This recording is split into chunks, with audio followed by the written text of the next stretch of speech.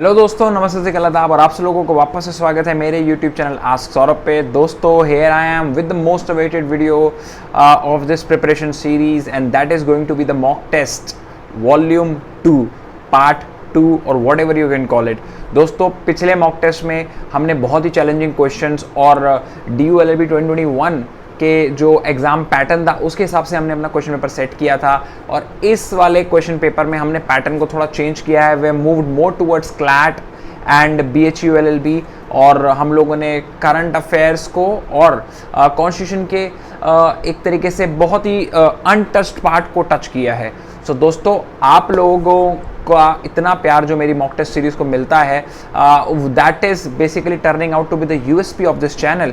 और मैं पूरी कोशिश करता हूं कि मैं मॉक टेस्ट को ज़्यादा से ज़्यादा फ्री रख पाऊं, क्योंकि बाहर जितनी भी जगह पे आप जाते हैं मॉक टेस्ट के लिए आप लोगों को पे करना पड़ता है। सो दोस्तों, इस चैनल पे लास्ट ईयर भी मैंने 5 मॉक टेस्ट निकाले थे और इस बार मेरी कोशिश है कि मैं 10 के करीब मॉक टेस्ट निकालूंगा। So you will have almost 15 mock test on this channel, good amount of number if anyone is preparing for any law entrance exam. और आपकी प्रिपरेशन को एनहांस करने के लिए, प्रिपरेशन को चैनलाइज करने के लिए मॉक टेस्ट बहुत ही ज़्यादा ज़रूरती हैं। जैसे मैंने आपको अपने how I got 11th rank part 1 part 2 में बताया कि मॉक टेस्ट की वैल्यू कितनी इंपॉर्टेंट होती है। दोस्तों, मॉक टेस्ट को करने का तरीका डिस्क्रिप्शन बॉक्स में लिखा हुआ है। जो लोग नए हैं उनके लिए मैं बता दूं कि आप लोगों के रजिस्टर में 1 to 100 तक काउंटिंग लिख लेनी है, नहीं तो आप OMR शीट भी ऑनलाइन निकाल सकते हैं और उसके साथ अपने इस वीडियो को अभी से लेकर एंड तक पूरा देखना है। दोस्तों, मेरे को वॉच टाइम बैकग्राउंड में जो मेरा पैनल है यूट्यूब के उसमें मिल जाता है और मैं देखता हूं कि मॉक टेस्ट जैसी इतनी वैल्यूएबल वीडियोस के ऊपर भी वॉच टाइम जो है वो इतना ज़्यादा नहीं होता। मतलब बहुत वीडियोस से ज़्यादा होता है बट इतना नहीं होता, तो ये गलत बात है। आप लोगों को पूरी की पूरी मॉक टेस्ट वीडियो को पूरा देखना चाहिए। 1.5 घंटे का वीडियो होता है और आपका टेस्ट भी उतना ही घंटे का चलता है। तो अगर आपको 2-2.5 घंटा भी लग जाए अपने टेस्ट को करने में, मगर ये मॉक टेस्ट ऐसे हैं कि आप इसमें अगर मेरा एक्सप्लेनेशन सुनेंगे तो that will only add to your values. एक क्वेश्चन से और क्वेश्चंस कैसे निकलते हैं वही है मैं अपने एक्सप्लेनेशन में ज़्यादातर आप लोगों को बताता हूँ। सो दोस्तों, let's come back to our topic कि कैसे हमें इस मॉक टेस्ट को करना है। 1 से लेकर 100 तक आप काउंटिंग लिख लीजिएगा। आपकी स्क्रीन पे क्वेश्चन आएगा, क्वेश्चन को आपने देखना है, वीडियो को पॉज करना है, आंसर को मार्क करना है, उसके बाद वीडियो को चलाना है, आंसर को चेक करना है, मेरे एक्सप्लेनेशन को सुनना है, then move to the next question. अगर वो आपको क्वेश्चन नहीं आ रहा है या फिर उसमें आपको गलती लग रही है तो उस क्वेश्चन को अपने left side of your register या एनी अदर पेज पे लिख लेना है, ताकि इस मॉक टेस्ट को खत्म करने के बाद आप अपने उन एरियाज पे वर्क कर सकें जो कमज़ोर हैं या फिर उन पे आप गलत मार्क करके आए हैं। सो दोस्तों, विदाउट वेस्टिंग एनी टाइम आइए चलते हैं हमारे मॉक टेस्ट 2 पे और जानते हैं कि कैसा मॉक टेस्ट इस बार हमने बनाया है और सॉल्व करते हैं क्वेश्चंस को और बढ़ते हैं हमारी प्रिपरेशन की तरफ। फर्स्ट क्वेश्चन आपकी स्क्रीन पे ऊपर और ये पूछ रहा है who rot the famous book legal eagle. तो लीगल ईगल जो बुक थी वो किस ऑथर ने लिखी है? नीचे आपको ऑथर्स के नाम दिए गए हैं, जिया मोडी, इंदु बान, तनुज कालिया, फ्रांस काफ्का। और इसका जो आंसर है वो है इंदु बान, जिन्होंने लीगल ईगल नाम की बुक लिखी थी। लॉ से रिलेटेड सारी बुक्स जो भी लिखी हुई हैं और आप गूगल पर टाइप करेगा top 10 books for the law या फिर रिलेटेड टू लॉ, उनके ऑथर्स के नाम आप ज़रूर याद करके जाइएगा और आपको लीगल बुक उसमें मिल जाएगी। इंदु बान ने लिखी है, बहुत ही फेमस बुक है जो इंडिया के टॉप मोस्ट एडवोकेट्स के ऊपर बेसिकली बनी हुई है। सो दोस्तों, लीगल बुक इंदु बान की है। आगे चलते हैं। Who represent India in second round table conference? This is a question from history and answer of this question is Mahatma Gandhi. Mahatma Gandhi ने सेकंड राउंड टेबल कॉन्फ्रेंस को हेड किया था। अब ये सेकंड राउंड टेबल कॉन्फ्रेंस कहाँ हुई थी और ये किस लिए हुई थी, इसका आप लोग सर्च करके खुद भी पढ़ें और डिस्क्रिप्शन बॉक्स में नीचे कमेंट बॉक्स में नीचे लिखें ताकि बाकी बच्चों को भी पता चले। Quit India movement is also known as August movement, September movement, June movement और October. The answer is August movement, क्योंकि क्विट इंडिया मूवमेंट जो थी वो अगस्त में बिगिन हुई थी, इसलिए उसे अगस्त मूवमेंट के नाम से भी जाना जाता है। These are the question related to Indian history.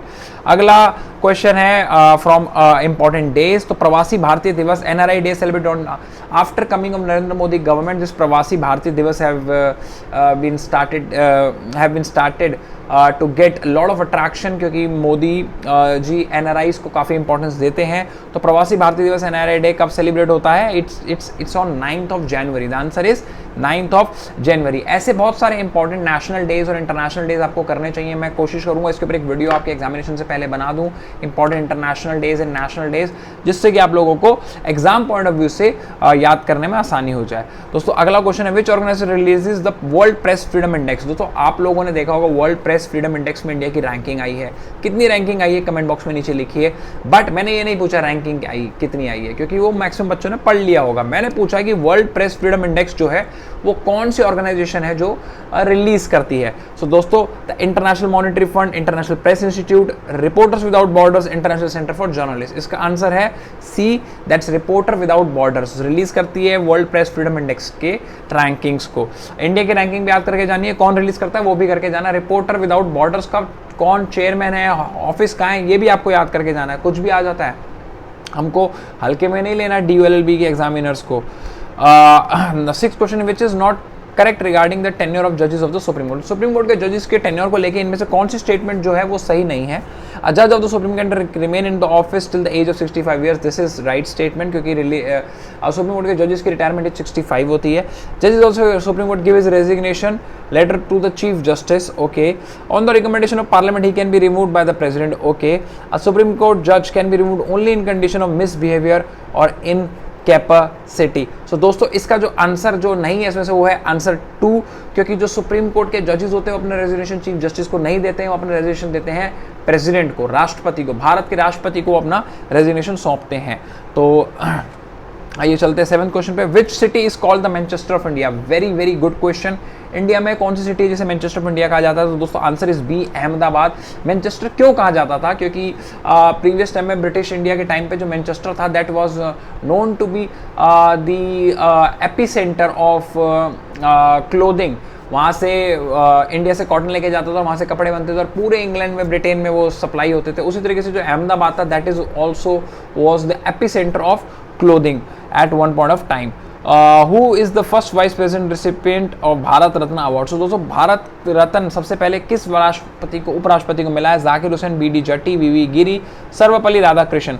दोस्तों इसका जो आंसर है दैट सर्वपल्ली राधाकृष्णन। आपको पता होना चाहिए Sarvepalli Radhakrishnan was the not only the first vice president to get the Bharat Ratna but he was one of the 3 first recipients of Bharat Ratna. दोस्तों मैंने आपको बता दिया वन ऑफ द 3, तो पहले 3 लोगों को जिनको भारत रत्न मिला था Sarvepalli Radhakrishnan was one of them. अब आप लोगों ने मुझे बताना है who were the other 2, comment box में लिखिए ताकि बच्चे पढ़ें और आप लोग भी इससे सीख पाए। अच्छा, मैं हर क्वेश्चन में कुछ क्वेश्चन बताता हूं फिर आपको बोलता हूं कि आपने मुझे बताना है। उसके पीछे का रीजन ये है कि when you search something on internet, आपका जो स्पेक्ट्रम है नॉलेज का, आपका जो स्पेक्ट्रम है प्रिपरेशन का, वो और ज़्यादा बढ़ता है।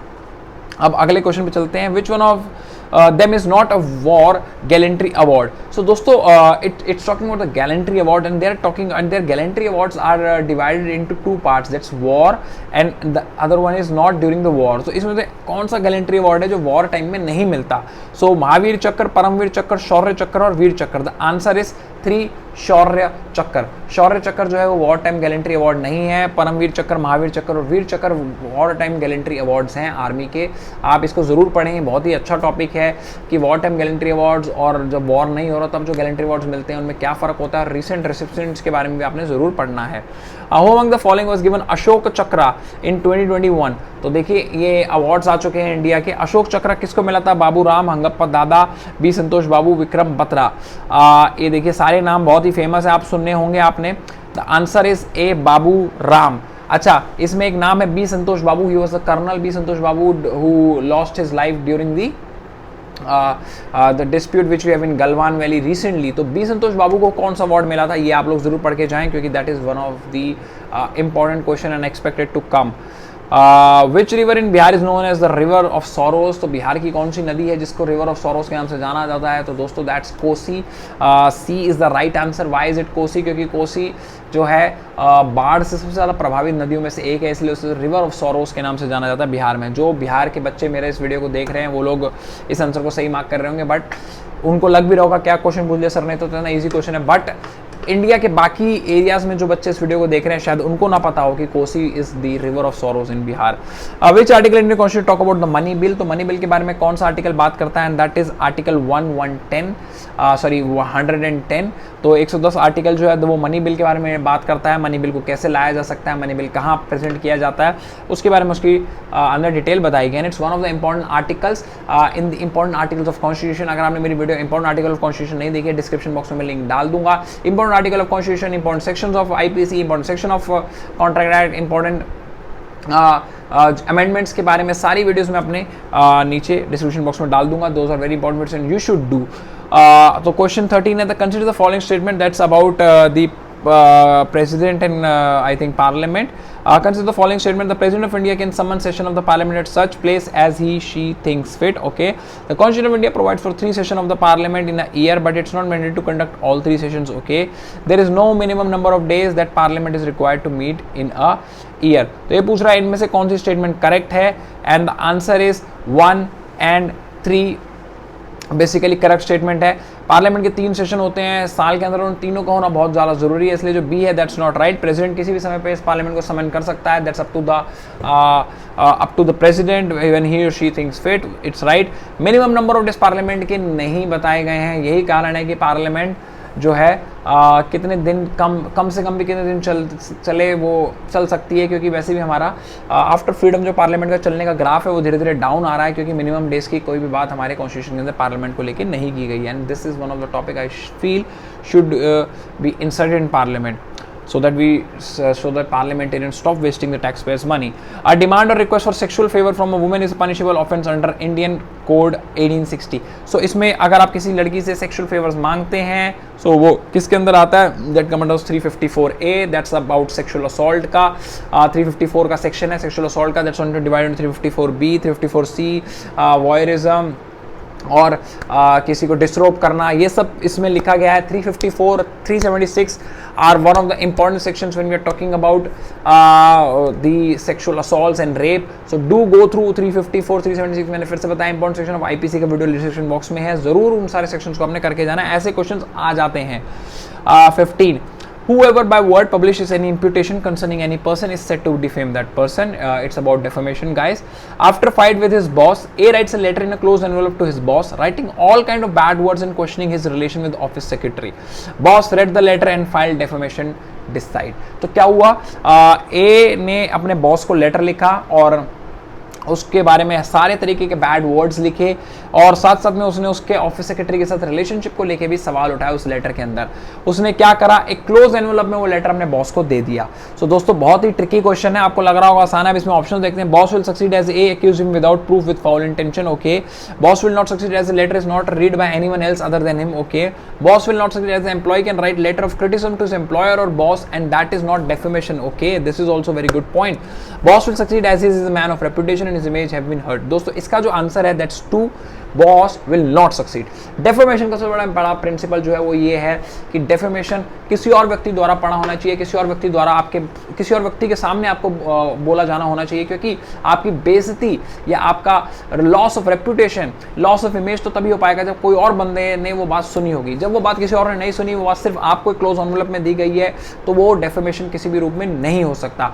अगर ये लेटर किसी एक बंदे ने भी पढ़ लिया होता तो वो डेफेमेशन के अंदर आ जाता। मगर दोस्तों इसमें सबसे इंपॉर्टेंट चीज है जो आप देख सकते हैं, थर्ड पॉइंट जो लिखा गया है, Boss will not succeed as an employee can write a letter of criticism to his employer or boss and that is not defamation। दोस्तों एक बहुत इंपॉर्टेंट क्वेश्चन है, इसमें अगर एक एक्सेप्शन मानी जाती है, अगर एम्प्लॉयर अपने किसी एम्प्लॉय को क्रिटिसाइज कर रहा है with regard to his job for the betterment और for the upliftment of the work he is doing, then that is not defamation. इसके एक्सेप्शनल केसेस काफी आ रखे हैं, तो आपको अगर कभी क्वेश्चन में पुटअप कर दिया जाए कि भैया एम्प्लॉयर ने अपने एक एम्प्लॉय को ड्यूरिंग ऑफिस कोर्स, ड्यूरिंग इस कोर्स ऑफ एम्प्लॉयमेंट उसको क्रिटिसाइज किया और बड़ा गलत बोला, but that should be specific to the office work. अगर उसने ऐसा करा तो फिर वो कभी भी डेफेमेशन में नहीं आएगा। सो दोस्तों 15 के बाद चलते 16 के ऊपर। Maintenance under section 125 of the criminal procedure code can be claimed by and that is by wife and parents both A and C. 125 talks about both parents and wife. मगर दोस्तों आपको मैं एक बात बता दूं कि जो मेंटेनेंस है सिर्फ और सिर्फ सीआरपीसी के अंदर बात नहीं करा गया, the maintenance is also talked in Hindu law. Hindu law में जब बात करी जाती है मेंटेनेंस की तो वो बात करी जाती है, हिंदू मैरिज एक्ट के अंदर जब बात करी जाती है मेंटेनेंस की तो वो बात करी जाती है वाइफ के मेंटेनेंस की। वो किस सेक्शन में बात करी जाती है नीचे कमेंट बॉक्स में आप लोग बताएं, and that is also one of the very important sections.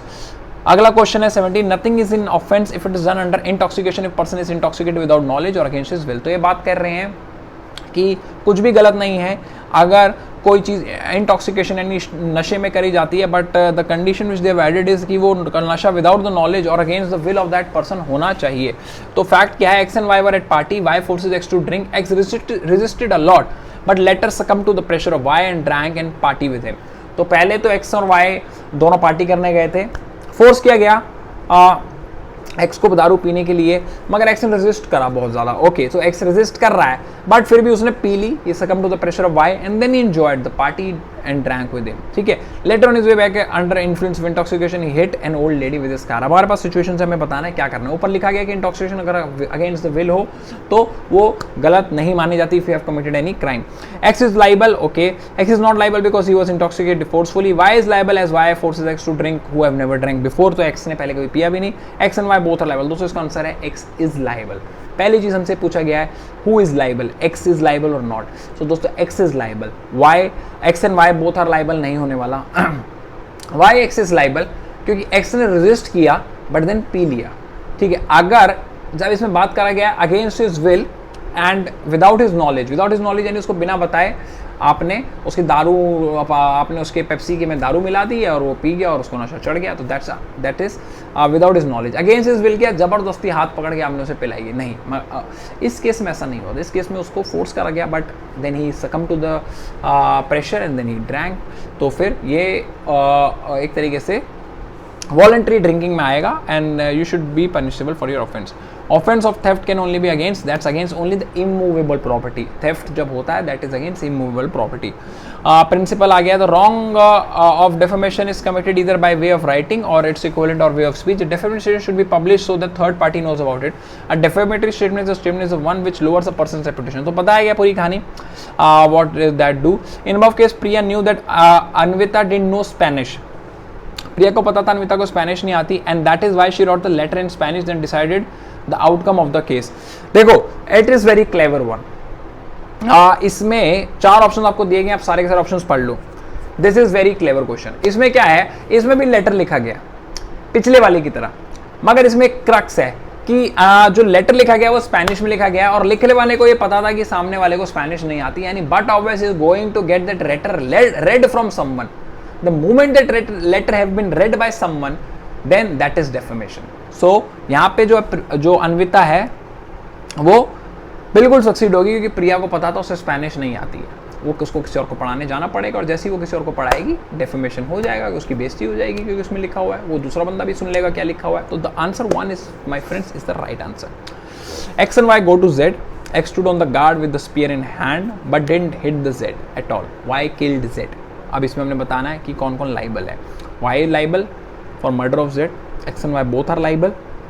X is not liable as he didn't perform the act. दोस्तों इसका आंसर जो है that's B. That this concept comes under the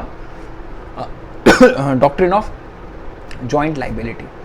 आप दोनों का इंटेंशन सेम है, आप दोनों जो काम करने गए वो सेम है और वो काम हो जाता है, भले आपने वो काम ना किया हो, आपका उसमें जॉइंट लाइबिलिटी क्योंकि आपका उसमें जॉइंट इंटेंशन था। X and Y both are liable.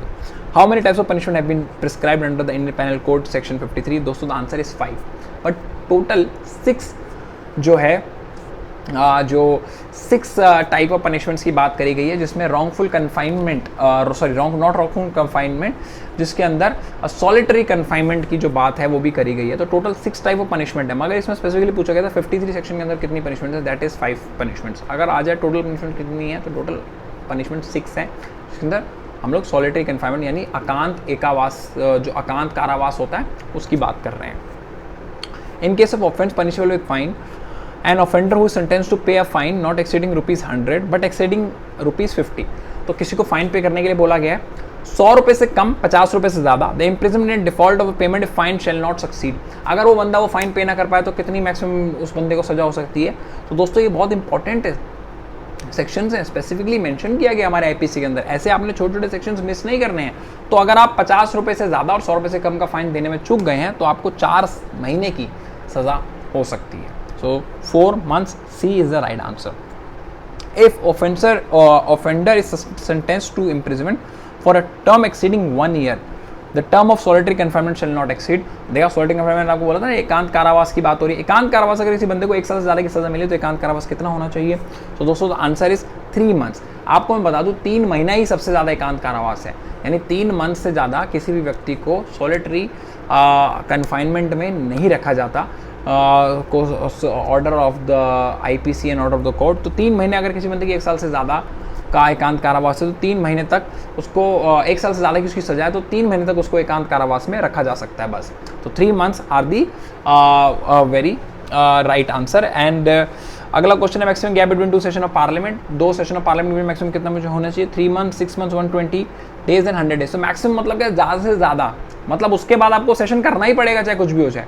तो दैट इज 6 months। और मिनिमम कितना होना चाहिए? That is 90 days। 90 days minimum, यानी कम से कम 2 सेशन के बीच में कम से कम कितना गैप होना चाहिए? 90 days, यानी 1.5 महीने का गैप होना चाहिए। सो 206 months is the right answer. What is the full form of DSLR? आहा, सब लोग कैमरा यूज करते हैं, आजकल इंस्टाग्राम का जमाना है। अब DSLR की फुल फॉर्म क्या बताओ? ऐसे ही आ गया था पिछली बार USB की। तो दोस्तों digital single lens reflex, digital single lens race, digital short lens recording, double side laser recording. बताइए क्या क्या है इसकी? दोस्तों answer is digital single lens reflex, DSLR की full form. Which was the first country to introduce concept of universal adult suffrage? सबसे पहला universal adult suffrage कौन लाया था? That was New Zealand. Answer 3 is the right answer. World ozone day, world ozone day आपको पता है ozone क्या है? डिप्लीट हो रही है, लेयर है जो यूवी रेस से प्रोटेक्ट करती है वर्ल्ड को। तो ओजोन डे कब मनाया जाता है? द आंसर इज 16 सितंबर। 16 सितंबर को ओजोन डे हमारे देश में सेलिब्रेट किया जाता है। Which case give the concept of doctrine of eclipse? So दोस्तों डॉक्ट्रिन ऑफ एक्लिप्स का कंसेप्ट किस केस ने हमें दिया था? What is doctrine of eclipse? किस आर्टिकल के अंदर ये आती है? What is doctrine of severability? किस आर्टिकल के अंदर वो आती है? किस आर्टिकल के किस सबसेक्शन के अंदर वो आती है? Very important. इस क्वेश्चन का आंसर तो आप लोग दे देंगे, नहीं दे पाएंगे तो इस वीडियो के बाद दे देंगे, मगर doctrine of eclipse and doctrine of severability के बारे में आप लोगों ने जरूर पढ़ना है। And that is very very important because that's related to the fundamental rights. So the case which gave the doctrine of eclipse was Bikaji Narayan Dhakra versus State of Madhya Pradesh। अगला question है when was the date of Kesavananda Bharati case was decided? देखा, tricky question.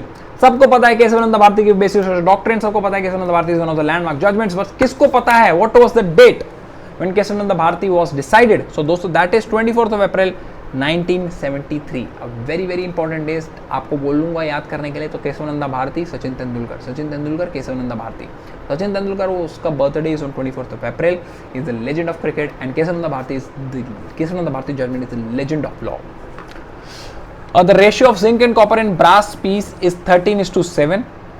How much zinc will be there in 100 kg of such a piece? So ये जो question है इसको हम लोग अपने पेपर पे सॉल्व करेंगे। तो आइए चलते हैं पेपर की तरफ और सॉल्व करते हैं हम लोग इस क्वेश्चन को। सो दोस्तों क्वेश्चन कह रहा है कि ratio of zinc and copper in a brass piece is basically 13:7। So zinc और कॉपर इनकी जो रेशियो है दैट इज 13:7। अच्छा, आप लोगों ने अगर सिंगल वेरिएबल के क्वेश्चन सॉल्व करे हुए होंगे 10th क्लास में बेसिकली, तो आपको पता होगा कि रेशियो वाले क्वेश्चंस में हमेशा x ले लिया जाता है दोनों रेशियोज को in a variable of x। तो हम कह सकते हैं कि zinc is equal to 13x and copper is equal to 7x। तो बहुत ही सिंपल सा है। अब वो क्या कह रहा है, टोटल वेट कितना है 100 किलो के अंदर। तो दोस्तों 13x plus 7x is equal to 100 kilo होएगा, क्योंकि जो ब्रास है वो बना ही है कॉपर और जिंक का, कोई और तो उसमें मेटल यूज ही नहीं हुआ। तो फिर ये आ गया हमारे पास इक्वेशन। अब इक्वेशन क्या है ये, अब इन्होंने क्वेश्चन में क्या पूछा था, how much zinc will be there in 100 kg। तो 100 kg में कितना जिंक होगा, अब हमें ये पता लगाना है। तो जिंक हमारा कितना था 13x, तो हमें क्या करना है x ढूंढ लेंगे, जिंक पता चल जाएगा। तो इस इक्वेशन को सॉल्व करते हैं। 20x is equal to 100 x is equal to 100/20 that will be equal to 5। तो आपका x का वैल्यू कितना आ गया, x is equal to basically 5। अब इस x को आप 13 में डालेंगे तो आपका कितना आंसर आ जाएगा 65। तो दोस्तों 65 किलो हमारा जिंक है, 35 किलो हमारा कॉपर है, and that will be your right answer. So your answer will be be 65 kilograms. चलिए दोस्तों अब चलते हैं हमारे अगले क्वेश्चन की तरफ, जो कि है Rati goes 10 kilometre then turns left, goes 16 kilometer and she turns right and goes 10 kilometer and then she turns right। okay, तो ये बेसिकली इक्वेशन एक तरीके से इसके अंदर इन लोगों ने किलोमीटर्स में भी दिया हुआ है और हम लोगों को शायद एंड में उन्होंने बोला डिस्टेंस फाइंड करने को। तो दोस्तों आइए देखते हैं इसका क्वेश्चन को हम लोग पहले पेपर पे उतार लेते हैं। What it is 31 is the answer. Rati goes, तो पहले मैंने आपको सबसे पहले क्या बताया, जब भी ऐसे क्वेश्चन डायरेक्शन के आते हैं always first draw the direction mark. तो डायरेक्शन मार्क क्या होता है, नॉर्थ हमेशा ऊपर होता है, साउथ नीचे, west on the left of north, east here. अब जो भी सब्जेक्ट हमारा है, जैसे Rati is our subject in this question, तो हमने रति को रखना है सेंटर में, सेंटर ऑफ द डायरेक्शन, और फिर हम लोगों को उसको आगे करना है सॉल्व। तो रति गोस 10 किलोमीटर द वेस्ट, तो यहाँ पे रति वेस्ट की तरफ जा रही है 10 किलोमीटर, तो 10 किलोमीटर वेस्ट पे आ गई Rati. Now she'll turns left, so left कहाँ से टर्न करेगी रति, तो Rati will turn left with respect to the this part. तो लेफ्ट उसका कहाँ हुआ, नीचे की तरफ। कितना गई रति अब, she turns left and goes 16 kilometre, so this is 16 kilometre. Now she turns right. She turns right from where? From this direction. तो ये डायरेक्शन उसकी रति की डायरेक्शन है, तो इस डायरेक्शन से अब क्या हुआ, वो she turns right. Right कितना चली वो, she turns right 10 kilometre, okay, and then she turns right and go 16 kilometre. अब वो दोबारा से 16 किलोमीटर राइट पे चलेगी। तो इसका यहाँ से राइट का होगा, ये हो गया, तो 16 किलोमीटर। तो ये बिल्कुल बराबर है क्योंकि दोनों 16 है, तो this is 16 kilometre. So now at what distance is Rati from the starting point. तो ये रति का देखो स्टार्टिंग पॉइंट था, ये रति का एंडिंग पॉइंट है। तो अब रति कितना, ये डिस्टेंस जो रति का है ये हमें नापना है, यानी this whole distance we have to understand. So ये तो देखो 10 kilometre already we have told in the question. ये कितना होगा, ये दोस्तों ये भी तो 10 ही होगा, क्यों, पैरेलल लाइंस। ये देखिए, तो टोटल रति जो है वो 20 किलोमीटर है from her starting point. So दोस्तों देखो इसका आंसर कितना है, 20 kilometre, and that will be the answer D. तो D is the right answer of our question 31। तो बहुत ही ईजी तरीका था सॉल्व करने का, अगर आपने कर दिया है तो वेल एंड गुड, और अगर नहीं हुआ है तो आप वीडियो को पॉज करके दोबारा से इस क्वेश्चन को चेक कर सकते हैं। अब अगला क्वेश्चन जो है हमारा आ गया है प्रोबेबिलिटी के ऊपर। ये क्या बात कर रहा है, this question talks about P E, यानी probability of one object is 0.05। What is the probability of not E. दोस्तों एक चीज मैं आपको बता दूं, प्रोबेबिलिटी हमेशा आप x नंबर ऑफ प्रोबेबिलिटीज अगर निकाल रहे हैं, सपोजली x की प्रोबेबिलिटी प्लस y की probability plus z, that will always be 1। Sum of all probabilities will always be 1। तो if is saying that p e और p नॉट e, बेसिकली जो p not e है, इन दोनों की probabilities को अगर हम ऐड करेंगे that will be always be equal to 1। ये हमारा प्रोबेबिलिटी का रिटन रूल है। तो अब जब ये कह रहा है कि P E is equal to 0.05, so plus P not E is equal to 1, तो ये वहां जाके माइनस हो जाएगा, and P not E will be is equal to 0.95, and that would be answer 1 of your question. तो इसका जो 32 का जो आंसर है दैट इज 1। ठीक है, तो ऐसे होता है दोस्तों, इस प्रोबेबिलिटी के क्वेश्चंस को आपको यूं सॉल्व करना है। सो दोस्तों ये आ गया आपकी स्क्रीन पे क्वेश्चन नंबर 33। क्वेश्चन नंबर 33 बात करता है section 10 of CPC provides for examination of witness, sentencing of judgment, stay the suit and summoning the witness. तो दोस्तों CPC मतलब सिविल प्रोसीजर कोड होता है, और उसमें सेक्शन 10 जो है वो बात करता है स्टे ऑन द सीट की, यानी केस में अगर आपने स्टे लेना है तो सेक्शन 10 को रेफर किया जाता है जज द्वारा। आइए चलते हैं, अब हमारा अगला क्वेश्चन है, दैट इज क्वेश्चन नंबर 34। इसमें आपको एक सीरीज दी गई है वर्बल नॉन वर्बल का बेसिकली एक क्वेश्चन है जो वर्बल नॉन वर्बल के कंसेप्ट पे बात करेगा। और ये आपको एक सीरीज़ दी गई है और आप देख सकते हैं सीरीज़ है 387924 और 3824 423 32 और 2। तो बहुत ही अच्छा सा क्वेश्चन है। अब हमारे पास पहला वाला जो पार्ट है उसके बाद सेकंड में ही डैश आ गया है, तो हम लोग सीरीज़ को सॉल्व करने का सबसे बड़ा तरीका होता है कि जो आपके सामने प्रेजेंट सीरीज है आपने उसमें से कोई ना कोई पैटर्न निकालना होता है, कोई ना कोई एक कॉमन सी चीज़ निकालनी होती है। तो अब हम पहले और इसमें तो कुछ नहीं कर सकते, तो चलिए आइए पीछे चलते हैं। पीछे में अगर हम एक चीज़ नोट करें तो 3824 है, उसके बाद 423 है, देन 32 है, देन 2 है। तो इसमें एक चीज़ तो हो रही है कि आप देख सकते हैं 3824 में के बाद 423 में 8 गायब है, और इस तरीके से 423 में से 2 है, 4 गायब है, और 32 में से 3 गायब है और 2 है। तो एक चीज़ क्या है जो कॉमन है कि जो नंबर है उसका बड़ा नंबर जो है that is missing, the larger number is missing in the next number, और नेक्स्ट नंबर जो है that is a reverse of the first number 423। Look at that, larger number को गायब कर दिया और उसके बाद रिवर्स कर दिया बचे हुए बाकी नंबर्स को। तो इसमें से देखिए 4 गायब है और रिवर्स कर दिया 32 को, इसमें से 3 गायब है तो रिवर्स 2 का 2 करेंगे तो 2 आएगा। तो अगर आप इसको देखें तो इसमें बड़ा नंबर क्या है, दैट्स 9।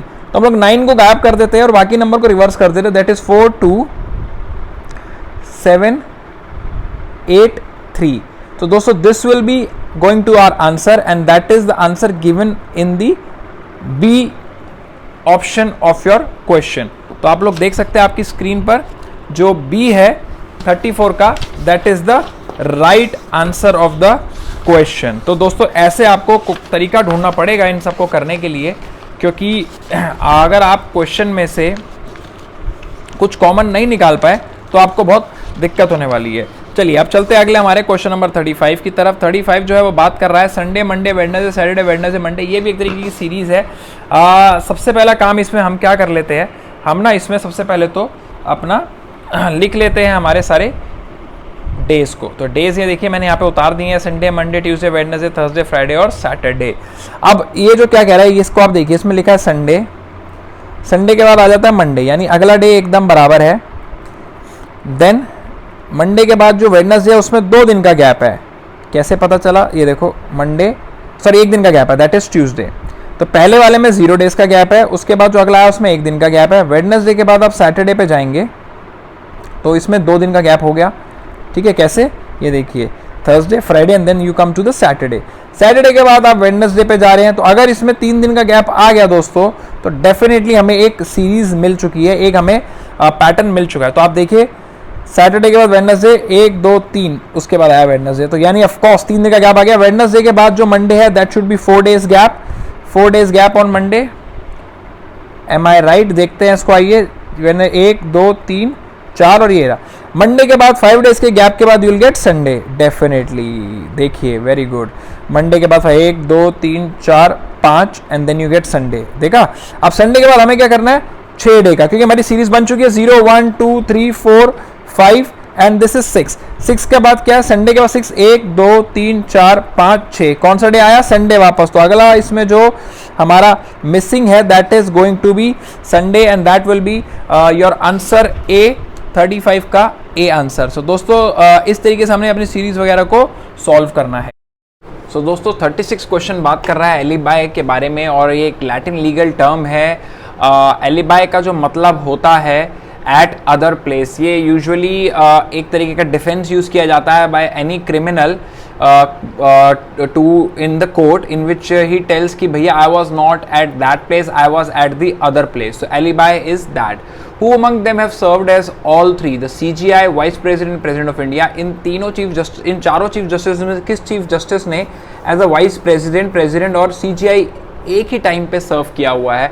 एंड दोस्तों that is a very important case. The answer is Mohammad Hidayatullah. Mohammad Hidayatullah was the only person who served as CGI, vice president, president, क्योंकि उस समय जो प्रेसिडेंट थे उनका देहांत हो गया था and VV Giri turned into the vice president, VV Giri turned into the president. तो फिर Mohammad Hidayatullah was also serving as a vice president. Then VV Giri went to contest the president's election and president's seat was vacant. Then Mohammad Hidayatullah worked as a president. So he worked as CGI, vice president, president, all three posts in one go. Which of the following the real meaning of Wahhabi? It's from Muslim personal law. Wahhabi का मतलब क्या होता है? Victory of Islam, Renaissance, secularism, path showed by Islam. Wahhabi means Renaissance. 39 talks about the period of woman must observe after the death of her husband or after divorce, during which she may not marry with another man. That's in Muslim, and that is known as idha or iddat. The answer 1 is the right answer. इसमें सुन्नत, बातिल और तुहर भी 3 शब्द लिखे गए हैं, इनके बारे में आप जरूर पढ़ना. सुन्नत very important word in Muslim personal law. Power of president to consult the court if at any time it appears the president that a question of law.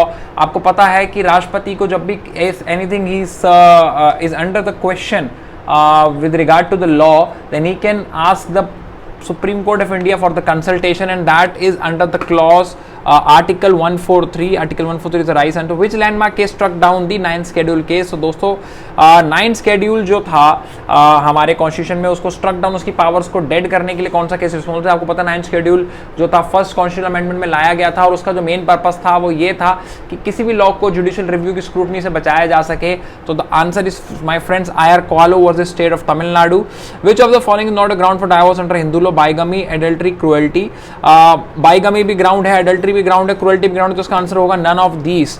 None of these is the right answer. Joint session of parliament can be call for which of the following reason? आपको पता है कि parliament का joint session बुलाया जाता है, इसमें राज्यसभा लोकसभा दोनों की सीटिंग एक साथ कराई जाती है. तब किया जाता है जब किसी बिल पे डेडलॉक हो जाए, मगर 2 बिलों की एक्सेप्शन है जिन बिल्स पे कभी भी पार्लियामेंट का ज्वाइंट सेशन नहीं बुलाया जाता. That's one is money bill and other is the amendment, constitutional amendment bill. Money bill क्योंकि वो लोकसभा ही उसके लिए रिस्पॉन्सिबल है, पास वगैरह के लिए ज्वाइंट सेशन बुला के उसको पास करवाने की कोई जरूरत नहीं है. और कॉन्स्टिट्यूशनल अमेंडमेंट बिल दोनों पार्लियामेंट में with regard to the majority pass होना चाहिए, ना कि ज्वाइंट सेशन. तो इसका जो आंसर है that is the passing of constitution amendment bill. That's A. 44 which article of the following related to the impeachment of president? President को हटाने के लिए हमारे कॉन्स्टिट्यूशन में एक प्रोविजन कहां दी गई? That's article 61. A is the right answer. The president of India may be removed from his ground on which of the following grounds? President of India को remove किस grounds पे किया जाता है? The answer is for only violation of the constitution. The only reason the president can be removed from the impeached from his post is the violation of constitution.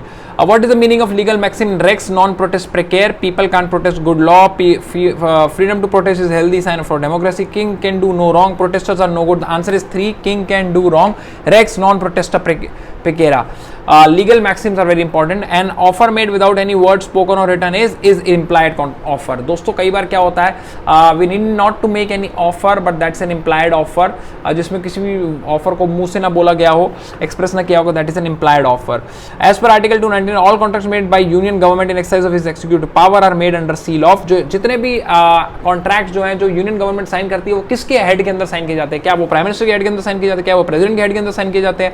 या union minister whose department is entering into the contract, या secretary of the specific ministry whose entering into the contract? The answer is president. India government के जितने भी contracts हैं वो हमेशा sign करे जाते हैं प्रेसिडेंट ऑफ इंडिया की सील के अंडर. दोस्तों, a daughter promises to give maintenance to her uncle in consideration of her mother making gift of certain properties. तो the daughter pleads lack of consideration when the uncle seeks to enforce the contract. So she says uncle is a stranger to the consideration and so he cannot enforce the contract. तो दोस्तों it's a rule of privity का एक question है. Rule of privity में basically होता है, ये बोला गया है कि जो कॉन्ट्रैक्ट है वो दोनों पार्टियों के लिए प्राइवेट अफेयर है और कोई भी थर्ड पर्सन उसमें एंटर नहीं कर सकता. तो इस क्वेश्चन के अंदर ये बोला गया है कि कॉन्ट्रैक्ट हुआ था माँ और बेटी के बीच में, मगर एक अंकल उस कॉन्ट्रैक्ट को एनफोर्स कराने चाह रहे हैं. मगर इस क्वेश्चन में एक छोटा सा क्लॉज दिया गया है कि uncle is the beneficiary of the contract.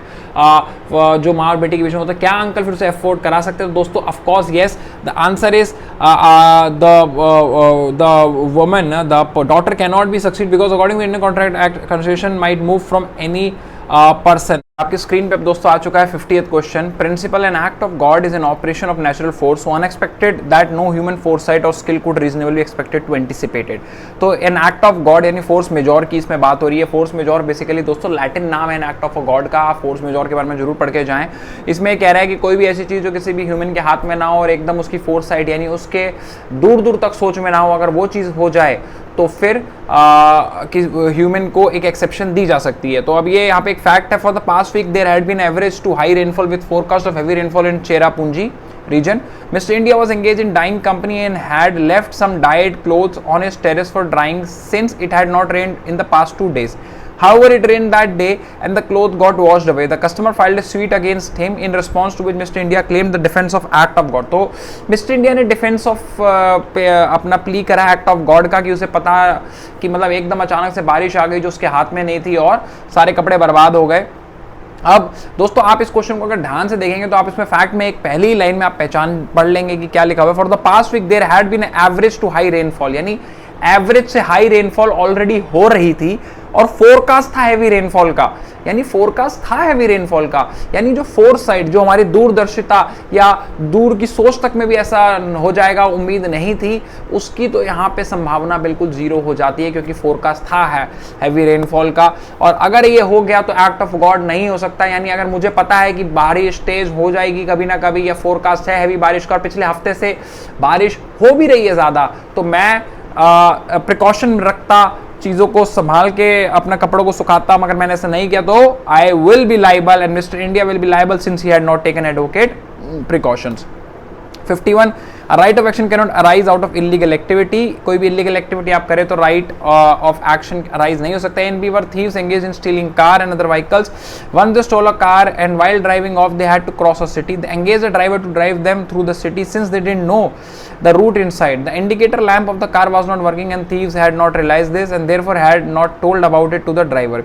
While driving through the city, the car was hit by another vehicle because of the faulty indicator. In the accident, the driver was injured and he filed a suit against A and B. तो दोस्तों A and B के खिलाफ उसने suit file कर दिया, जबकि वो चोरी कर रहे थे और चोरी की गाड़ी में थे। तो क्या ड्राइवर को इसमें वो मिलेगा? दोस्तों बिल्कुल मिलेगा, क्योंकि ड्राइवर जो था ही wasn't unaware, he was unaware of the fact कि सब हो रहा है। उसको तो सिर्फ बोला गया कि भैया गाड़ी ड्राइव करनी है, क्योंकि उसको ये बोला गया कि हमें रास्ता नहीं पता, मगर उसको नहीं पता था कि गाड़ी चोरी की है और जो दोनों बंदे हैं वो एक इलीगल एक्टिविटी कर रहे हैं। तो driver would win the sweet because he didn't know about the stealing.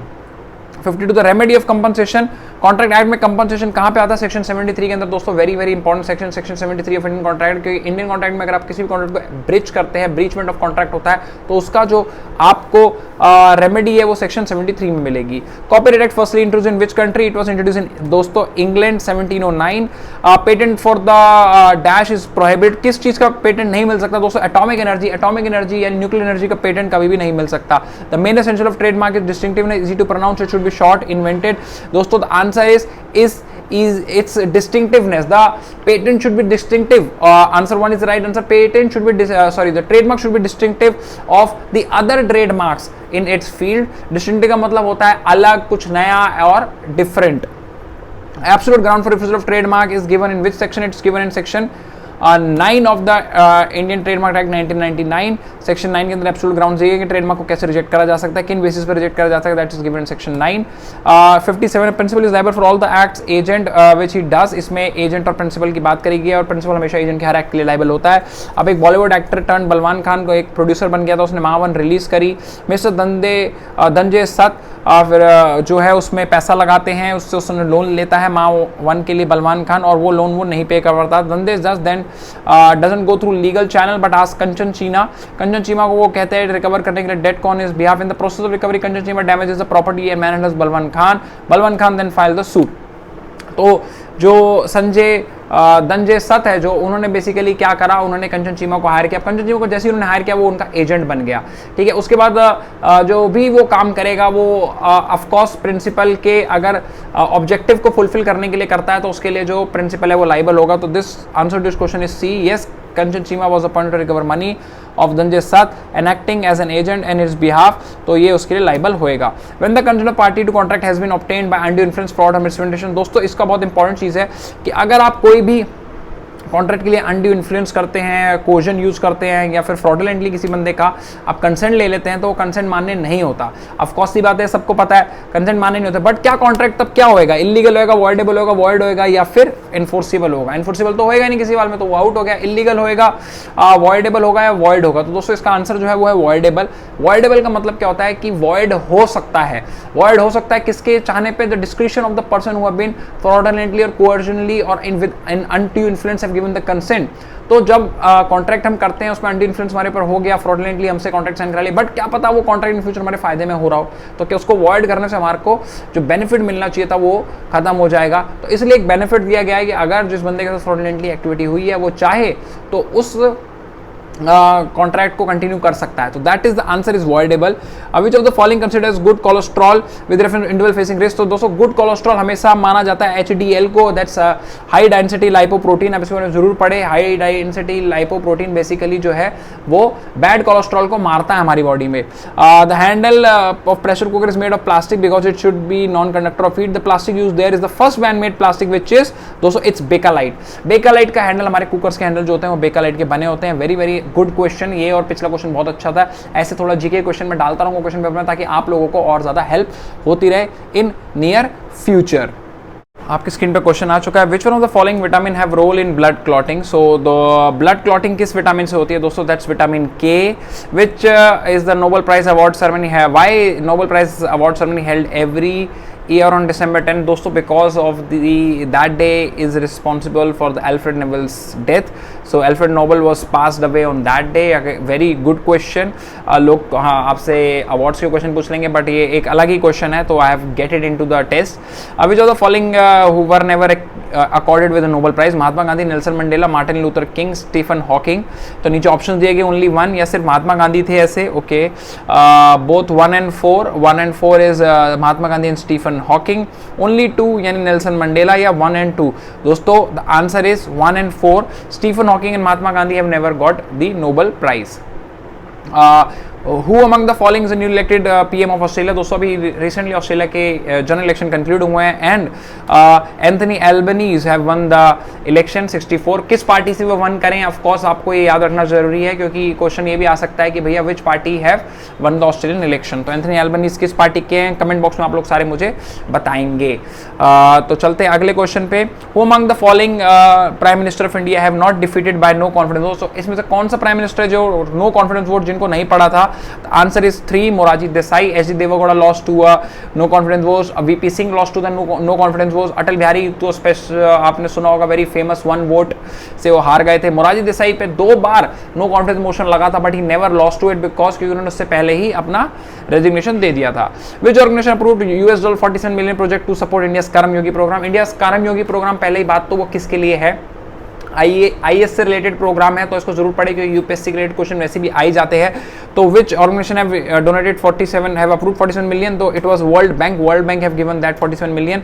Harshada Sharad Garud was in the news। so दोस्तों अभी रिसेंटली हर्षदा शरद गरुड़ न्यूज में थी बहुत ज्यादा। She is a female athlete, she belongs to the field of weight lifting. B is the right answer. Which of the following prize categories were not listed in Alfred Nobel's will? Alfred Nobel ने जब अपनी will sign करी तो उन्होंने prices लिखे थे कि कौन कौन से बेसिस पे नोबेल प्राइजेस दिए जाएंगे। तो इकोनॉमिक का जो प्राइस था दैट्स ओनली 2। इकोनॉमिक्स साइंस का जो प्राइस था वो कभी भी उनके नोबेल प्राइज फॉर इकोनॉमिक्स जो था वो कभी भी उनके विल में नहीं था। Who is the captain of ICC men's ODI team? Babar Azam, Virat Kohli, Eoin Morgan, Kane Williamson. जो आईसीसी मेंस की ओडीआई टीम जो बनी है 2021 की, उसके कैप्टन कौन है? तो Babar Azam is the right answer. Is the captain of Pakistan as well. Who won the men's singles Australian open? Novak जोकोविच, Rafael Nadal, Roger Federer, Andy Murray. दोस्तों आपको पता होगा नोवाक जोकोविच को ऑस्ट्रेलिया से वापस भेज दिया गया था due to their strict corona protocols, और नोवाक जोकोविच तो थे ही नहीं इस लिस्ट में। रॉजर फेडरर और एंडी मरे ने खेला नहीं, तो Rafael Nadal is the right answer. चलते 71 पर। Which article talks about doctrine of suitability? दोस्तों doctrine of suitability, doctrine of eclipse, बहुत important eclipse, and doctrine of suitability talks in 13(2). So A is the right answer. 13(2) जो है article वो बात करता है laws which made after the implementation of Indian constitution. अगर वो they are in the abridgement of the fundamental rights तो उनको नल एंड वॉइड माना जाएगा। तो that's the doctrine of suitability, that's which is talked in 13(2). In which of the following case it was held that right to legal aid is a fundamental right? So this is the Sheila Barse versus Union of India case. Which of the following president of India is the only independent president elected to the office? तो जो only independent president, यानी वैसे तो कभी वो BJP support कर देती थी, कभी कांग्रेस सपोर्ट कर देती है, मगर ऐसा कौन सा प्रेसिडेंट जो इंडिपेंडेंटली इलेक्ट हुआ हो, जिसका नॉमिनेशन इंडिपेंडेंट हुआ हो? सो दैट वाज वीवी गिरी। वीवी गिरी ने किसको हराया था? Very important question. और वीवी गिरी कैसे जीते थे इस बारे में आप लोगों ने जरूर पढ़ना चाहिए। 74 which of these system is followed in India? Adversarial, judicial, inquisitorial, none of these. दोस्तों answer is adversarial system. India के अंदर एडवर्सरियल सिस्टम प्रैक्टिस किया जाता है जुडिशरी के अंदर। What is inquisitorial system? इसको पता करें, which countries follow inquisitorial system उसको पता करें, सिविल लॉ और कॉमन लॉ कंट्रीज के बारे में जरूर पढ़े, वेरी वेरी इंपॉर्टेंट ये बेसिक टॉपिक्स हैं लॉ के। The rules for regulating the practice and procedure of supreme court are made by the president of India, supreme court with the approval of the president of India, supreme court alone, supreme court in consultation with the bar council. दोस्तों under article 145 supreme court can make the rules and regulation how to carry the daily proceedings of Supreme Court by their own, but with the approval of the president. So the answer is B, Supreme Court with the approval of the president can form the rules and regulations for the Supreme Court. जो हमारा 76 question है, who among the following one individual may die for an idea but the idea will after his death incarnate itself in thousand lives. So दोस्तों ये 76 bonus question है, पिछला question भी 76 था, तो मेरे को लग रहा है वैसे ही मैंने एक बोनस क्वेश्चन ऑलरेडी डाला था 101 क्वेश्चन, तो ये जो पेपर है 102 क्वेश्चंस का होने वाला है आप लोगों के लिए, और अच्छी बात है आपको प्रैक्टिस के लिए और क्वेश्चंस मिल जाएंगे। सो दोस्तों ये लाइन किसने कही थी, one individual may die for an idea but the idea will after his death incarnate itself in 1000 lives, मतलब किसी के मरने के बाद वो हजारों लोग उस आइडिया के साथ पैदा हो जाते। This was said by Subhash Chandra Bose, the answer Subhash Chandra Bose, जिसमें अशफाकुल्लाह खान, लाला लाजपत राय, गोपाल कृष्ण गोखले के बारे में बोला गया है, इनके भी बहुत फेमस कोट्स थे, you should go through them as well. 77 what is the growth rate of India project by IMF, IMF ने रिसेंटली इंडिया की जो ग्रोथ रेट है उसको रिवाइज किया है, वेरी इंपॉर्टेंट, याद करके जाना, that's 8.23 is the right answer. Who was the prime minister of India when south Asian association regional corporation was established. दोस्तों कितना इंटरेस्टिंगली सवाल को बनाया है, सार्क से रिलेटेड क्वेश्चन भी पूछ दिया और साथ के साथ उस समय प्राइम मिनिस्टर कौन था ये भी पूछ दिया। तो मैं आपको बता दूं उस समय prime minister was Rajiv Gandhi, he was the person responsible for formation of SAARC as well. 79 which two South American countries are part of OPEC, OPEC basically एक ऑयल की ऑर्गेनाइजेशन है, ऑर्गेनाइजेशन ऑफ पेट्रोलियम एक्सपोर्ट, इसमें maximum gulf countries हैं, इसमें oil producing countries जितनी भी है वो सारी इसके अंदर हैं, वो प्राइजेस मैनिपुलेट करती हैं, वर्ल्ड के प्राइजेस को डील करती हैं, बहुत अच्छा ही है, ओपेक करके बहुत अच्छा ऑर्गेनाइजेशन है। मेरी इंपॉर्टेंट जो इंस्टीट्यूशन है उसके अंदर मैंने इसको मेंशन भी किया, आप जरूर पढ़ के जाएं ओपीसी के बारे में। ओपीसी के अंदर देखिए वेनेजुएला लैटिन अमेरिका की हाईएस्ट ऑयल प्रोड्यूसिंग स्टेट है, वो तो रहेगी, तो हमारे जो दो ऑप्शन है कोलंबिया एंड वेनेजुएला। दोस्तों मगर इस इक्वेडर एंड वेनेजुएला दो ऑप्शंस हमारे पास, तो इसमें जो right answer that's 3, that's Ecuador and Venezuela are the two South American countries which are the part of OPEC. Which of the organization manages internet protocol numbers and domain name systems in routes? तो हम लोग जो इतने भी सारे वो online websites के नाम पढ़ते हैं, डोमेन नेम्स होते हैं, वो कौन सी कंपनी मैनेज करती है? That's manage by ICANN। आप लोगों ने इसकी फुल फॉर्म मुझे नीचे डिस्क्रिप्शन बॉक्स में लिख के देनी है, what ICANN stands for। 81 the general agreement and tariff and trade was replaced by GATT। GATT is basically replaced by WTO। the answer is 3, WTO। India is a member of which one of the following Asia Pacific Economic Cooperation Association of Southeast Asian Nations East Asia Summit? तो 1 and 2, 3 only, 1, 2, 3 India is member of none of them। दोस्तों the answer is India is only member of East Asia Summit। तो जो East Asia Summit है वो उसके members और कौन कौन है, East Asia Summit के बारे में थोड़ा सा पढ़ें, और इस क्वेश्चन से और भी क्वेश्चंस आप निकाल सकते हैं, जिस प्रकार से एशिया पैसिफिक इकोनॉमिक कॉर्पोरेशन के बारे में पढ़ सकते हैं आप, association of south east Asian जो कि एशियान के है बेसिकली, उसके बारे में भी पढ़ सकते हैं। एशियान वैसे मेरे इंपॉर्टेंट मैंने उसमें डाला हुआ था। What is Rio +20 conference often mention in the news? तो रियो +20 जो कॉन्फ्रेंस है दोस्तों, that is responsible United nation conference on sustainable development.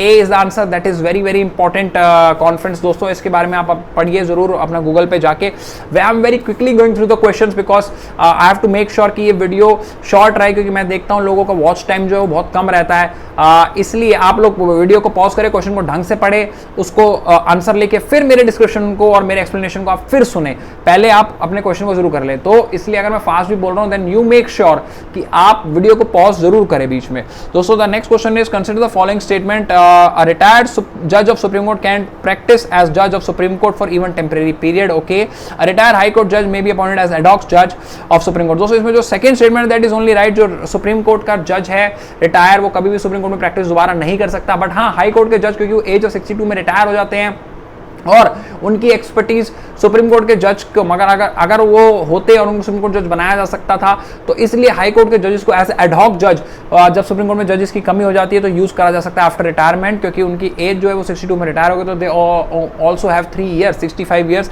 As पर दी सुप्रीम कोर्ट लॉ, तो वो कर सकते हैं उसको यूज। तो पहला जो है वो गलत है। अच्छा, सुप्रीम कोर्ट के जज क्या एज ए लॉयर प्रैक्टिस कर सकते हैं किसी भी कोर्ट में?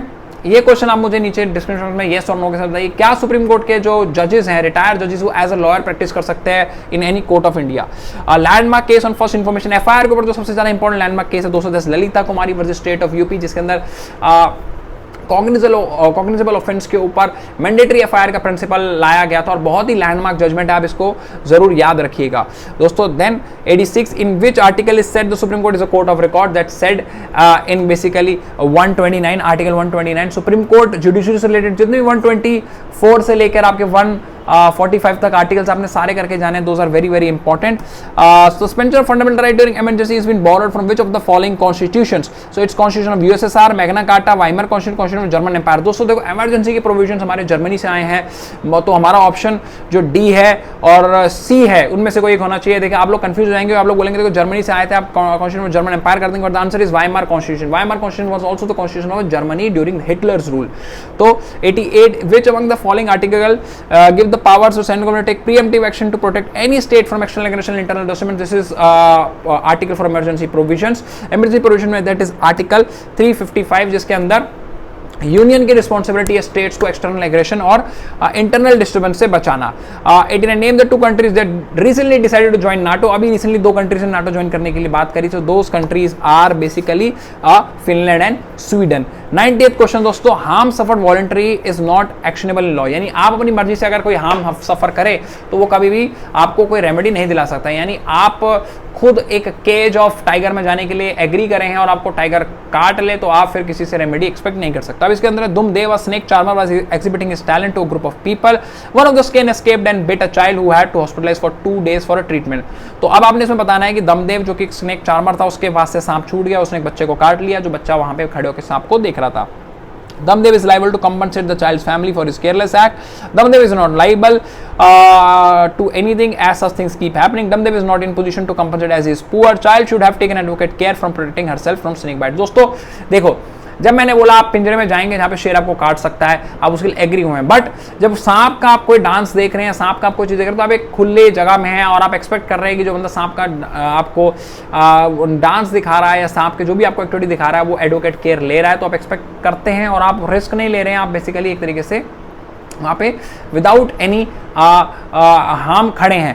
तो but obvious Damdev is liable to compensate the child because उसने अपना केयरलेस एक्ट किया। So 91 क्वेश्चन आपकी स्क्रीन पे आ चुका है। Something done to prevent a greater harm can be used as defence. A was a captain of Olympus which was carrying 50 people across the Atlantic. The ship was caught amidst a storm and was about to sink. Mr. A pushed out 2 passengers with their luggage so that the ship could maintain balance. He made sure that they had their life jackets with them. Despite that, they succumbed to their injuries and died. The rest of passengers, however, got through unscathed. So दोस्तों इसमें क्या कह रहा है? Something done to prevent. अगर कोई चीज़ कोई बहुत ही बड़े नुकसान को बचाने के लिए की जाए तो उसका डिफेंस यूज़ किया जा सकता है। इसमें जो कैप्टन था उसने 2 लोगों को फेंका शिप से बाहर ताकि बहुत सारे लोगों की जान बचाई जा सके। एंड दोस्तों that can be a defence, क्योंकि कैप्टन उन्हें फेंकते हुए जो प्रिकॉशंस थी उनका भी ध्यान रखा था कि क्या पता लाइफ जैकेट वो लोग पहन रखें तो वो बच जाएं। सो दोस्तों here mister A is not liable. So 92, Lettersworth on returning home late after work was confronted by an armed robber on an empty street who tried to take his valuable at knife point. Lettersworth raised an alarm but in vain. In the ensuing the struggle, he snatched the knife from the attacker and killed him at the trial. Lettersworth क्या कह रहा है? तो लेटर्सवर्थ घर वापस आ रहा था, उसने चिल्लाया बचने के लिए, किसी रॉबर से बहुत कोशिश करी बट नहीं हुआ तो उसने उसका नाइफ छीन के उसे मार दिया। So can the claim of right to private defence, she was defending his life and property. Okay. Can claim private defence, he tried to obtain help but could not approach the public authorities. Okay. Can not claim private defence as defend a few valuable, a person can not be killed. Can not claim private defence as it was his own fault that he was coming home. दोस्तों देखो 4th one तो बिल्कुल ही बेकार है। 3rd one क्या कह रहा है कि कुछ वैल्यूएबल ही नहीं थे, उसकी जान वहां पे खतरे में थी तो उसको बचाना मतलब कोई वैल्यूएबल नहीं था। ये 3rd भी मेरे हिसाब से बाहर है। अब ऑप्शन है 1 और 2। दोस्तों देखो 1 और 2 जब राइट टू प्राइवेट डिफेंस है उसका एक बहुत इंपॉर्टेंट प्रिंसिपल होता है कि आप पब्लिक अथॉरिटीज को बुलाने की कैपेसिटी में है या नहीं है। सपोजिटली आप पे अटैक होने वाला है और आपको 1 घंटे पहले पता चल जाता है और आप उसके बाद वो जो लोग आप पे अटैक करने 1 घंटे बाद आते हैं, आप उसे गोली से मार देते हैं और right to private defence claim करते हैं। बट आपको राइट टू प्राइवेट डिफेंस नहीं मिलेगा क्योंकि आपके पास एम्पल टाइम था पब्लिक अथॉरिटीज को बताने के लिए, उनकी प्रोटेक्शन में जाने के लिए, उनकी प्रोटेक्शन लेने के लिए, दैट वाज 1 आवर। तो इस केस में उसने पब्लिक अथॉरिटीज को बुलाने के चिल्लाने की कोशिश करी बट कोई नहीं आया। तो हम लोग देखिए दोनों जो चीज इसमें है ना 1 and 2 we can use both of them and answer should be 1 and 2 both are right, क्योंकि लेटर्सवर्थ ने पब्लिक अथॉरिटी को बुलाने की कोशिश करी थी, वो नहीं आया, तो she can claim private defence plus she can claim private defence because she was defending her life and property.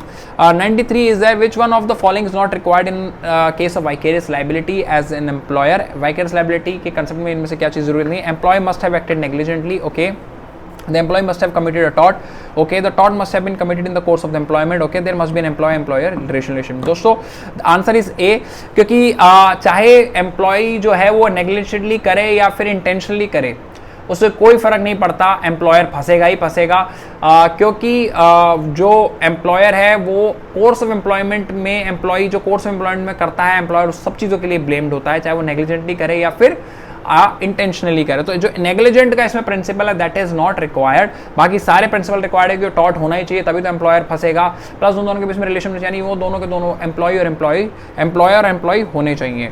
Consider the following statement according to constitution of India, person who is eligible to vote can be made minister in state for 6 months even if she is not a member of the legislature state. तो पहला point ये कह रहा है कि जो बंदा voting की एज अटेन कर लेता है that can be made minister for 6 months, of course 6 months के बाद इलेक्शन कराना पड़ता है। According to the represent people's act, a person committed of criminal offence and sentenced to imprisonment for 5 years is permanently disqualified from contesting an election even after his release from prison। दोस्तों neither 1 and nor 2 दोनों ही गलत हैं इसमें। पहला line को अगर आप ध्यान से देखें तो उसमें एक चीज मेंशन करी गई है, the moment he attains the voting age. Voting age क्या है? 18, बिल्कुल सही। मगर क्या आपको पता है एमएलए का चुनाव लड़ने के लिए कितनी उम्र चाहिए? 25। मिनिस्टर बनने के लिए कितनी उम्र चाहिए? 25। तो पहली स्टेटमेंट वही गलत होगी क्योंकि वोटिंग एज तो 18, उसने बोला जैसे ही वो 18 की एज अटेन कर ले उसको मंत्री बनाया जा सकता है। नहीं, मंत्री बनने के लिए, एमएलए बनने के लिए, एमपी बनने के लिए आपको 25 साल की उम्र जरूरी होती है। तो पहली स्टेटमेंट गलत। दूसरी क्या गलत है? हमारे कॉन्स्टिट्यूशन में इम्प्रिजनमेंट से बाहर आने के बाद, ठीक है, 6 साल के लिए और आप बैन रहते हैं, ठीक है, परमानेंटली बैन का कहीं भी प्रोविजन नहीं है। ऑफ कोर्स आप कन्विक्टेड हो चुके हैं, जेल काट के आए हैं, जेल काट के आने के बाद से 6 साल और तक आप चुनाव नहीं लड़ सकते। तो ये प्रोविजन हमारे कॉन्स्टिट्यूशन में, परमानेंट का प्रोविजन हमारे कॉन्स्टिट्यूशन में कहीं भी नहीं है कि आप जेल काट के आए उसके बाद आप परमानेंटली चुनाव कभी नहीं लड़ सकते। जेल काट के आने के बाद आप 6 साल तक चुनाव नहीं लड़ सकते। सो दोस्तों अगला है 95, preamble of the constitution India is a part of the constitution but has no legal effect, okay, not a part of constitution has no legal effect, a part of the constitution has the same legal effect as any other part, a part of the constitution has no legal effect independently of other. So दोस्तों इसका जो answer है that's 4, constitution का part है preamble but उसका अपना individually कोई legal effect नहीं है। In relation to fundamental rights, in relation to any other thing उसका लीगल इफेक्ट है। Very tricky question, very intelligent question, इस क्वेश्चन को आप जरूर याद करके जाइएगा। ये क्वेश्चन ऑफ कोर्स आ सकता है पेपर में क्योंकि this question is from the UPSC, ये क्वेश्चन यूपीएससी में आया हुआ था। Recently Indian badminton team won their maiden Thomas cup, what whose idea was to start Thomas cup. देखा दोस्तों थॉमस कप कौन जीता, किसने जीता, सिंगल्स किसने जीता, डबल्स किसने जीता? India have just created a history by winning a Thomas cup. Thomas cup is equivalent of Davis cup in tennis, it's kind of a team world cup of badminton. तो उसको जो Thomas cup का idea था वो किसने दिया था? The answer is दोस्तों George Allen Thomas. And for making things worse for you I have given every option with the name Thomas, क्योंकि मेरे को पता था बच्चे बड़े चलाक हैं, बोलेंगे सर थॉमस का अगर मैं एक ही ऑप्शन देता तो आप लोग उसको मार्क कर देते, but I have given every other option, so right answer is George Allen Thomas. अगला क्वेश्चन है how many minimum members of trade union required for registration of trade union under trade union act. दोस्तों trade union बनाने के लिए कितने minimum members की जरूरत होती है ट्रेड यूनियन पे साइन करने के लिए? तो answer is 7, B is the right answer. Who won the FA Cup 2020? FA cup क्या होता है? बेसिकली ये लंदन का क्लब्स का कप होता है जो कि टायर 1 टीम से लेके प्रीमियर लीग की टीम तक का खेला जाता है, और इसको अभी रिसेंटली जीता किसने? It's been won by Liverpool. And who have won the most FA cup? Comment in the description box. All the football lovers comment in the description box.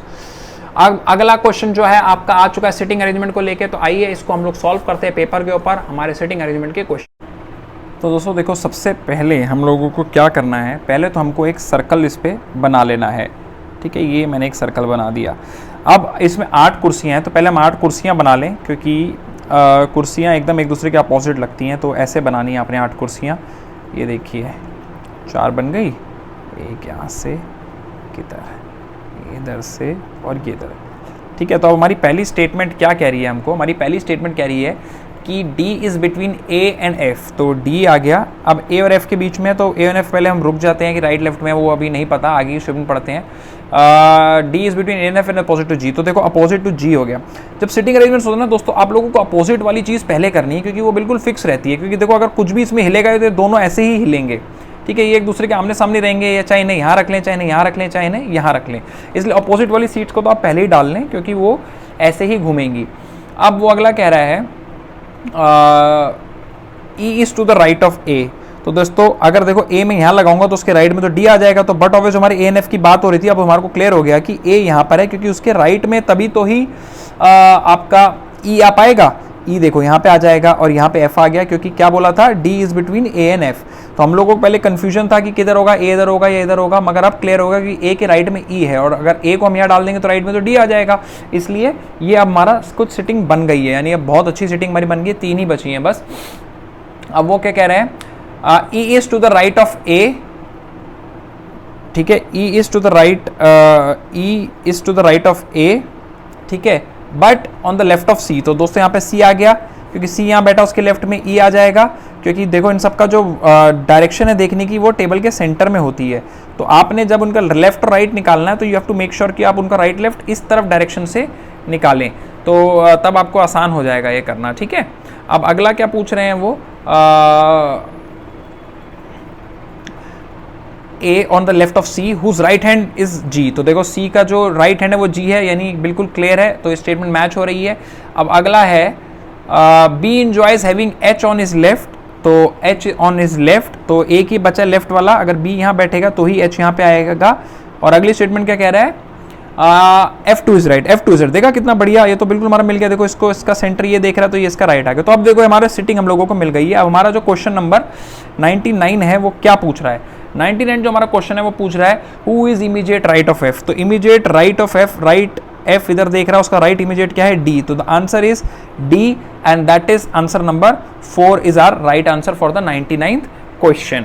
अब चलते हैं हमारे अगले क्वेश्चन की तरफ। सेम सिटिंग है, अब वो पूछ रहा है who is sitting opposite to the D। दोस्तों ये तो हमारे क्वेश्चन में दिया गया था कि D is in between A and F and is opposite to G। मैंने आपको क्या बोला कि कितने भी सिटिंग अरेंजमेंट हिल जाएंगे, G हमेशा ही D के अपोजिट रहेगा। तो हमारे जो 100th क्वेश्चन है उसका जो आंसर है that is going to be G, which is the first answer.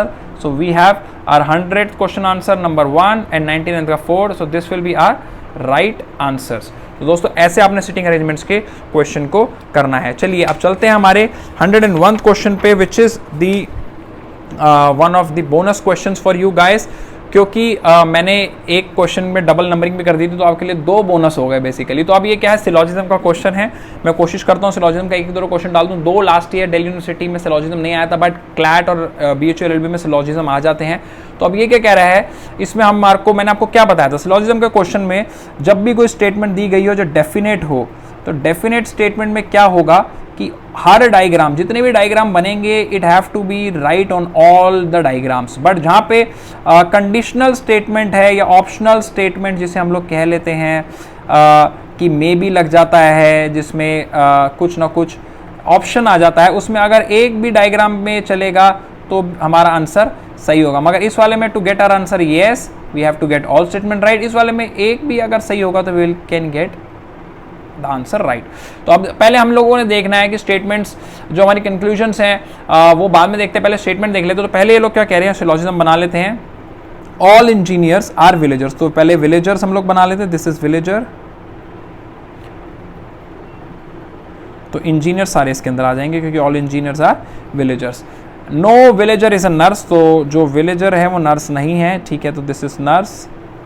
And all nurses are manager. तो जो ऑल नर्सेज हैं वो मैनेजर हैं। तो ये देखिए ये हो गया मैनेजर। तो ये देखिए हमारा पहला डायग्राम जो बन गया है ये बन चुका है, this is our first diagram.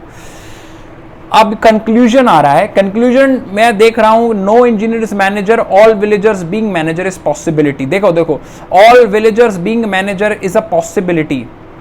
तो इसमें पॉसिबिलिटी उन लोगों ने पूछ लिया है और एक में वो कंक्लूसिव स्टेटमेंट दे रहे हैं। तो देखो अब पहले हम लोग जान लेते हैं no engineer is a manager. तो जो नो इंजीनियर है वो मैनेजर है कि नहीं है। दोस्तों देखो इसमें तो आ रहा है कि इंजीनियर मैनेजर नहीं है, बट देखो क्या मैं इस डायग्राम को ऐसे बना सकता हूँ, मैनेजर, इंजीनियर, ठीक है। अब देखो मैं इसको ऐसे कर लूँ, इसमें क्या पूछा गया था, इसमें पूछा गया था नो इंजीनियर्स मैनेजर। देखो अब मैं इसको ऐसे कर सकता हूँ डायग्राम को, इंजीनियर, विलेजर। देखो ये डायग्राम में तो ठीक है, क्योंकि देखो इसमें कोई भी विलेजर जो है वो नर्स तो है ही नहीं, सॉरी यहाँ पे नर्स था, सो दिस इज नर्स, तो ये नर्स तो है ही नहीं, फिर भी देखो डायग्राम बन गया। और इस सिचुएशन में देखो इंजीनियर जो मैनेजर भी बन गए, मगर एक डायग्राम में स्टेटमेंट गलत प्रूफ हो रही है, एक डायग्राम में स्टेटमेंट बन रही है। तो जब हमारी स्टेटमेंट डेफिनेट है, हमें तो हर डायग्राम में स्टेटमेंट यस चाहिए, तो दोस्तों जो पहले वाला है वो तो भैया नहीं फॉलो कर रहा, तो we can call this is as no. अब अगला क्या है, all villagers being manager is a possibility. All villagers being manager is a possibility. दोस्तों ये तो बिल्कुल भी पॉसिबिलिटी नहीं हो सकती है, क्योंकि ये देखो क्या पता है पॉसिबिलिटी हो भी सकती है, मेरे को चेक करने दो। हाँ ये एक डायग्राम में बन गया मैनेजर, ठीक है। इसके अंदर अगर मैं ऐसे डायग्राम बना लूँ, नर्स तो आ गया अलग, नर्स इधर आ गया, और विलेजर ऐसे आ जाए,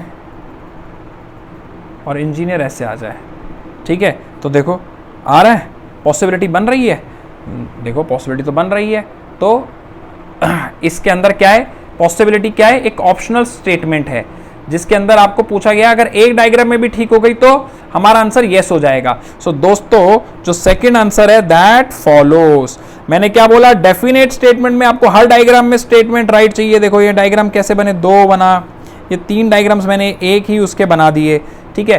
तो इनमें तीनों में देखो, ये तीनों डायग्राम जो आपकी स्टेटमेंट्स दी गई है उनसे सही हैं, आपको तीनों डायग्राम में कहीं कोई गलती नहीं मिलेगी। बट हमको डेफिनेट स्टेटमेंट में इन तीनों डायग्राम में जो स्टेटमेंट थी no engineer is a manager, वो तीनों में हमें टिक चाहिए थी, बट वो तीनों में टिक नहीं हो सकी, क्योंकि इसमें तो देखो हो ही नहीं सकती है डायग्राम में, है ना। मगर जब पॉसिबिलिटी ऑप्शनल यानी कोई छोटा कंडीशनल पूछ लिया, ऑप्शनल पूछ लिया है, वहां पे अगर एक डायग्राम में भी चल जाएगी तो आपको यस करना पड़ेगा। और देखिए इसके थर्ड डायग्राम में जो इन्होंने पूछा, all villagers being manager is a possibility, yes all villagers देखो मैनेजर के अंदर आ गए ना, तो इट्स अ पॉसिबिलिटी। तो दोस्तों first doesn't follow and second follows, तो इसका जो आंसर है दोस्तों that is going to be A, if only two follow. दोस्तों with this we have completed our mock test, और मैंने आप लोगों को बहुत सारे क्वेश्चन इसमें करा दिए।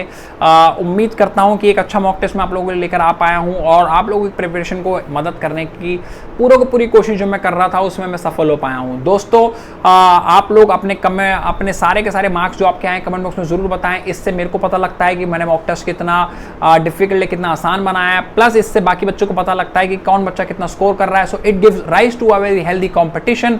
Make sure don't forget to subscribe the channel, share this video, अपने सारे लॉ के दोस्तों के साथ इस वीडियो को शेयर करें, मॉक टेस्ट की प्लेलिस्ट को शेयर करें, क्योंकि बच्चों को मॉक टेस्ट देने के लिए पे करना पड़ रहा है। And my USP of the channel is that I want to provide as many as free mock test to everyone so that you guys can prepare without any trouble. So दोस्तों Saurabh Kharwal signing off, take care and bye bye, and मिलते हैं अगले video में।